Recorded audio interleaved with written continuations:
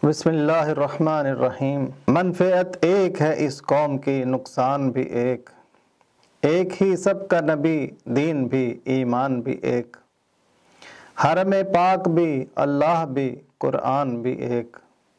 कुछ बड़ी बात थी होते जो मुसलमान भी एक। फ़िरका बंदी है कहीं और कहीं ज़ातें हैं, क्या ज़माने में पनपने की यही बातें हैं।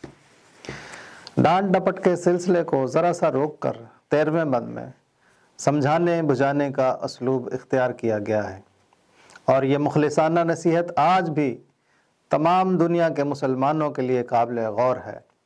उम्मत मुस्लिमा अगर इस मशरे को मान कर इस पर अमल पैरा हो जाए तो आज भी इसके दिन बदल सकते हैं। मनफ़ियत एक है इस कौम की, नुकसान भी एक। एक ही सबका नबी, दीन भी, ईमान भी एक। ऐ मुसलमानों, ज़रा ये सोचो कि तुम सब एक नबी का कलमा पढ़ने वाले हो।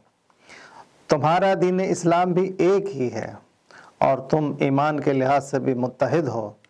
लिहाजा तुम में से एक की जीत सब की जीत है और एक की हार सब की हार है। अगर किसी भी खित्ते में आबाद मुसलमानों का फ़ायदा हो रहा है तो ये सब का नफ़ा है, और अगर किसी इलाके में रहने वाले मुसलमानों का नुकसान हो रहा है तो सबका खसारा है। हरम पाक भी, अल्लाह भी, कुरान भी एक। कुछ बड़ी बात थी होते जो मुसलमान भी एक।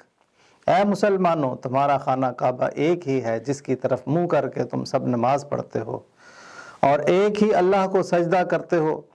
तुम्हारे अलहदा अलहदा खुदा तो नहीं है, और एक ही किताबुल्लाह है जिसकी तुम तिलावत करते हो। इतनी सारी मुश्तरक कदरों के साथ ये कोई मुश्किल काम तो नहीं था कि तुम सब एक होकर रहते। मुसलमानों के आपस में नफ़रतों का शिकार होने के हवाले से सूरतुल हुजरात में रहनुमाई का जिक्र यहाँ मुनासिब रहेगा। फरमाया कि ऐ ईमान वालो, अल्लाह और उसके रसूल के सामने मुकर्रर की हुई हद से आगे मत बढ़ो। अल्लाह से डरते रहो, बेशक अल्लाह ताला सब कुछ सुनने और जानने वाला है। और अगर मुसलमानों के दो ग्रोह आपस में लड़ पड़ें तो उनके दरमियान सुलह करा दो। इसके बावजूद अगर उनमें से एक ग्रोह दूसरे ग्रोह पर जुल्म करे तो उससे लड़ो जो ज़्यादती करता है, यहाँ तक कि वो अल्लाह के हुक्म की तरफ रुजू करे। फिर अगर वो रुजू कर ले तो उन दोनों में इंसाफ से सुलह करा दो, और इंसाफ करो, बेशक अल्लाह इंसाफ करने वालों से मोहब्बत रखता है। बेशक मुसलमान आपस में भाई भाई हैं, बस अपने भाइयों में सुलह करा दिया करो और अल्लाह से डरो ताकि तुम पर रहम किया जाए। ऐ ईमान वालो, एक कौम दूसरी कौम का मजाक ना उड़ाएं। अजब नहीं कि वो उनसे बेहतर हों, और ना ही औरतें दूसरी औरतों का मजाक उड़ाएं। कुछ बाइद नहीं कि वो उनसे बेहतर हों। और एक दूसरे को ताने न दो, और ना ही एक दूसरे के चिढ़ाने वाले नाम रखो। ईमान के बाद तो गुनाह का नाम लेना भी बहुत बुरी बात है, और जो बाज ना आए वही जालिम है। ऐ ईमान वालो, बहुत सी बदगुमानियों से बचते रहो, क्योंकि बाज बदगुमानियाँ तो गुनाह हैं। और तजस्सुस भी ना किया करो, और ना कोई किसी की ग़ीबत किया करे। क्या तुम में से कोई पसंद करता है कि अपने मुर्दा भाई का गोश्त खाए? सो इसको तो तुम नापसंद करते हो। और अल्लाह से डरो, बेशक अल्लाह नहायत रहम करने वाला है। अगर आज हम अल्लाह ताला की दी हुई हदायत पर गामज़न हो जाएं तो कोई वजह नहीं कि एक अल्लाह, एक रसूल, एक कुरान, एक ईमान, एक हरम पाक, एक नफ़ा और एक नुकसान होने के बावजूद हम मुसलमान एक बनकर ना रहें। फ़िरका बंदी है कहीं और कहीं ज़ातें हैं, क्या ज़माने में पनपने की यही बातें हैं। अल्लाह की हदायत को छोड़कर ऐ मुसलमानों, तुमने दीन में फ़िरका बंदी डाल दी है, और माशरत में ज़ात पात को फ़रोग़ दे दिया है, और आपस में लड़ने झगड़ने का एहतमाम कर लिया है। हमारी हदायत तो ये थी कि ऐ मुसलमानों, सब मिलकर अल्लाह की रस्सी यानी कुरान पाक को मजबूती से पकड़ लो, और आपस में फ़िरके में मत पड़ो, और अपने ऊपर अल्लाह का एहसान याद करो। जब तुम आपस में दुश्मन थे, फिर अल्लाह ने तुम्हारे दिलों में उल्फत डाल दी, फिर तुम उसके फजल से भाई भाई हो गए, اور تم آگ کے گڑھے کے کنارے پر تھے، پھر تم کو اللہ تعالیٰ نے اس گڑھے میں گرنے سے نجات دی۔ اس طرح تم پر اللہ اپنی نشانیاں بیان کرتا ہے تاکہ تم ہدایت پاؤ، اور تم دوبارہ تفرقوں میں پڑھ کر ایک دوسرے پر کفر کے فتوے لگاتے ہو اور اللہ کی احسان فراموشی کرتے ہو اور اللہ کا یہ فرمان بھول گئے۔ اے لوگو، ہم نے تمہیں ایک ہی مرد اور عورت سے پیدا کیا ہے، اور تمہارے خاندان اور قومیں، قبیلے اور ذاتیں جو بنائی ہیں وہ صرف تمہاری آپس میں پہچان کے لیے ہیں، فخر اور بڑائی کے لیے نہیں ہیں۔ بے شک اللہ کے نزدیک زیادہ عزت والا وہ ہے جو تم میں سے زیادہ پرہیزگار ہے۔ بے شک اللہ علم والا اور خبر والا ہے۔ اگر تم یہ سمجھتے ہو کہ تم فرقہ واریت اور ذات پات میں پڑھ کر ترقی کر سکو گے تو یہ تمہاری بھول اور میری تعلیمات کے خلاف ہے۔ تمہارا نفع اتحاد میں ہے اور فرقہ واریت میں نقصان۔ تمہاری ترقی ذات پات میں بڑھ جانے میں نہیں ہے، بلکہ ترقی کا راز اتفاق میں ہے۔ کون ہے تارک آئین رسول مختار، مصلحت وقت کی ہے کس کے عمل کا معیار، کس کی آنکھوں میں سمایا ہے شعار اغیار، ہو گئی کس کی نگہ طرز سلف سے بیزار، قلب میں سوز نہیں روح میں احساس نہیں، کچھ بھی پیغام محمد کا تمہیں پاس نہیں۔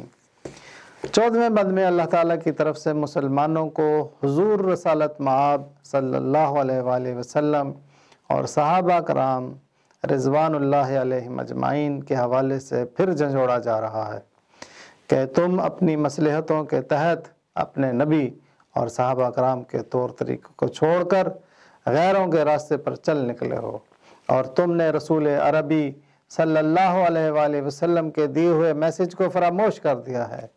کون ہے تاریک آئین رسول مختار، مصلحت وقت کی ہے کس کے عمل کا معیار۔ اے مسلمانوں، تم نے وقتی مصلحتوں کو اپنا اصول بنا لیا ہے اور اس کے نتیجے میں وہ دستور بھلا بیٹھے ہو جس پر عمل کر کے تمہیں دنیا کی عزت اور آخرت کی کامیابی ملنی تھی، اور وہ دستور یہ تھا کہ سیاسی سطح پر انسانی حاکمیت کا خاتمہ بادشاہت و ملوکیت کی شکل میں ہو یا جمہوریت کی صورت میں، اور اللہ اور اس کے رسول صلی اللہ علیہ وآلہ وسلم کے مقرر کردہ حدود میں رہتے ہوئے نظام خلافت کا قیام، معاشی سطح پر سود اور جوئے کا خاتمہ کر کے تقسیم دولت کا منصفانہ نظام اور کاروبار کے یکساں مواقع فراہم کرنا، اور معاشرتی سطح پر مردوں اور عورتوں میں حجاب اور پردے کا فروغ۔ مجھے بتاؤ تو صحیح کہ کون ہیں وہ لوگ جنہوں نے موقع پرستی سے کام لیا، اور کون دین اسلام کے زرعی اصولوں کو بالائے طاق رکھ کر وقتی مصلحتوں کا شکار ہوئے۔ کس کی آنکھوں میں سمایا ہے شعار اغیار، ہو گئی کس کی نگہ طرز سلف سے بیزار۔ ذرا بتاؤ تو صحیح کون ہیں وہ لوگ جنہوں نے غیروں کے بنائے ہوئے اصولوں کو فوقیت دی اور خلافت و شرعیت کے نظام کو خیر بات کہہ کر انسانی حاکمیت و جمہوریت کا پرانا نظام اپنا لیا۔ ہے وہی ساز کہن مغرب کا جمہوری نظام، جس کے پردوں میں نہیں غیر از نوائے کیسری، دیو استبداد جمہوری کعبہ میں پائے کوب، تو سمجھتا ہے یہ آزادی کی ہے نیلم پری، مجلس آئین و اصلاح و رعایات و حقوق، طب مغرب میں مزے میٹھے اثر خواب آوری، گرمی گفتار اعضائے مجالس علماء، یہ بھی ایک سرمایہ داروں کی ہے جنگ زرگری، اس سراب رنگ و بو کو گلستان سمجھا ہے تو، آہ اے ناداں قفس کو آشیاں سمجھا ہے تو، قلب میں سوز نہیں روح میں احساس نہیں، کچھ بھی پیغام محمد کا تمہیں پاس نہیں۔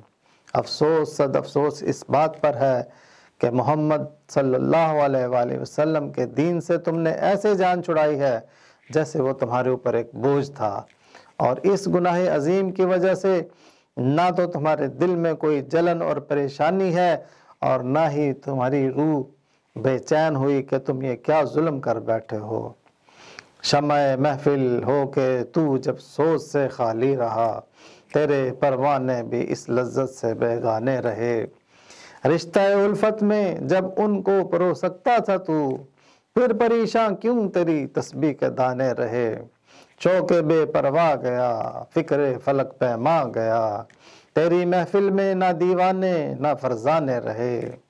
وہ جگر سوزی نہیں، وہ شعلہ آشامی نہیں، فائدہ پھر کیا جو گردے شمع پروانے رہے۔ خیر تو ساقی سہی لیکن پلائے گا کسے، اب نہ وہ میں کش رہے باقی نہ میں خانے رہے۔ رو رہی ہے آج ایک ٹوٹی ہوئی مینا اسے، کل تلک گردش میں جس ساقی کے پیمانے رہے۔ وائے ناکامی متائے کارواں جاتا رہا، کارواں کے دل سے احساس زیاں جاتا رہا۔ دیکھتے رہیں، کمنٹس کریں اور شیئر کریں۔ اقبال کی آواز عابد کے ساتھ۔